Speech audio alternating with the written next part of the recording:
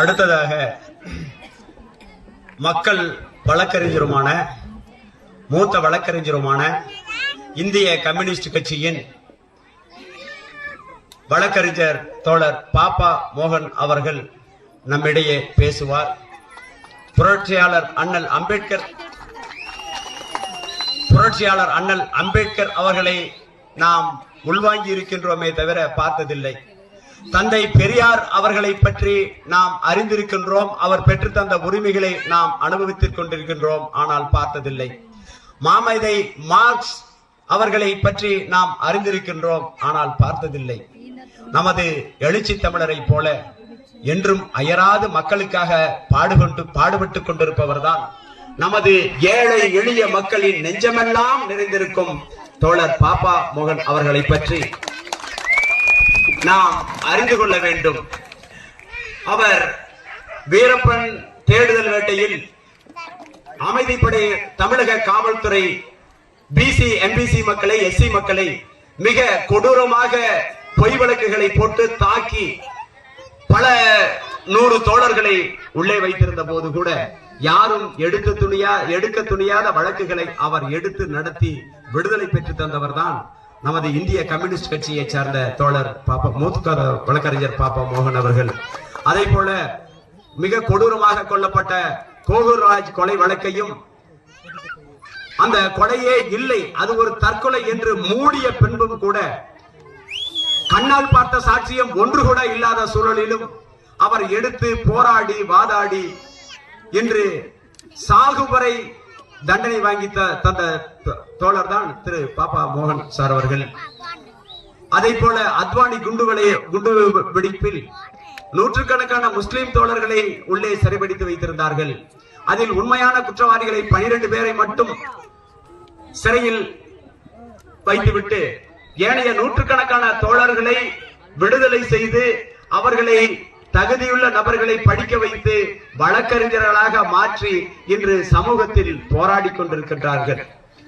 அதே போல தலித் மக்களின் பிரச்சனைகளுக்காக சுமார் 4000 வழக்குகளுக்கு மேலாக அவர் எடுத்து நடத்தி வெற்றி பெற்றுக் கொண்டிருக்கின்றார்.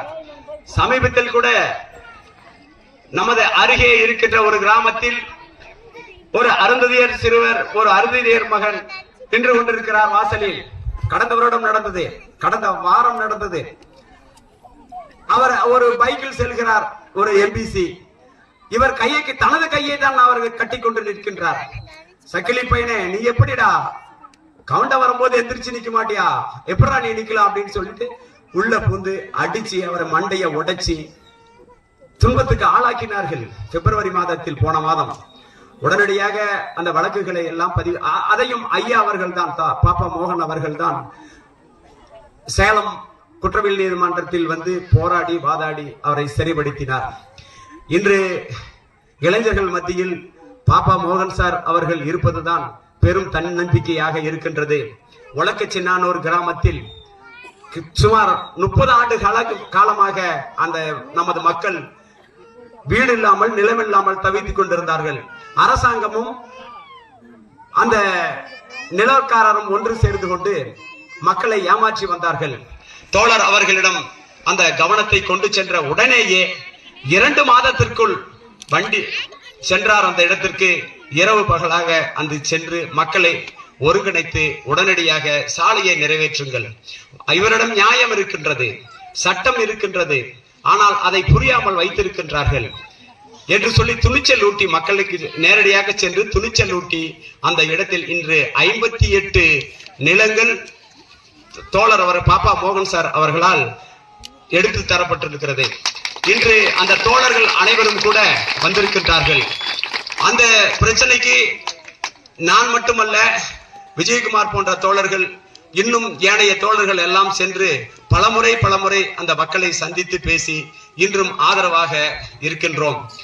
அங்கு நிலம் எடுத்து கொடுத்த ஒரு வெற்றியின் வித்வயமாக தருமபுரி மாவட்ட பார்டரிலும் சேலம் மாவட்டம் உள்ள பார்டரிலும் சுமார் 650 நிலங்கள் திருமணமான தலித் மக்கள் நிலமில்லாமல் தவிக்கிறார்கள் என்று சுமார் 6 மாத காலமாக எனது மதிப்புமிக்க தோழர்களான பிரசாந்த், ராஜகோபால், அகில்வளவன், டார்வின், கோட்டீஸ்வரன், விஜயகுமார் போன்ற தோழர் விமல்ராஜ் போன்ற தோழர்களின் உதவியோடு 650 நிலங்கள் கண்டறியப்பட்டு அரசாங்கத்திற்கு கவனப்படுத்தி இருக்கின்றோம்.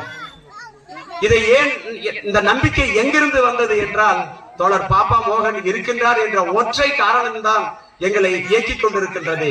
நாங்கள் அரசியலில் அதிகமாக செயல்படுவதற்கும் நேர்மையோடு இருப்பதற்கும் எங்களுக்கு கற்றுக் கொடுத்தவர் தோழர் பாப்பா மோகன் அவர்கள். தற்போது தோழர் பாப்பா மோகன் சார் அவர்கள் மக்கள் வழக்கறிஞர், மூத்த வழக்கறிஞர் அவர்கள் சாதி கொடுமைகளுக்கு எதிராகவும், சமூக கொடுமைகளுக்கு எதிராகவும், வகுப்புவாத கொடுமைகளுக்கு எதிராகவும், வர்க்கபேத கொடுமைகளுக்கு எதிராகவும், நவீன தாராளமய பொருளாதார கொள்கைகளுக்கு எதிராகவும், சமூக பொருளாதார ஏற்றத்தாழ்வுகளுக்கு எதிராகவும், ஆணவ படுகொலைகளுக்கு எதிராகவும், மணக்குழியில் மரணிக்கும் மனித ஊமைகளுக்கு ஆதரவாகவும் தொடர்ந்து போராடி கொண்டிருக்கும் நமது தோழர் மனம் நெஞ்சமெல்லாம் நிறைந்திருக்கும் நமது பாப்பா மோகன் சார் அவர்கள் தற்பொழுது உங்களிடம் உரையாற்றுமாறு தாழ்மையுடன் கேட்டுக்கொள்கிறேன்.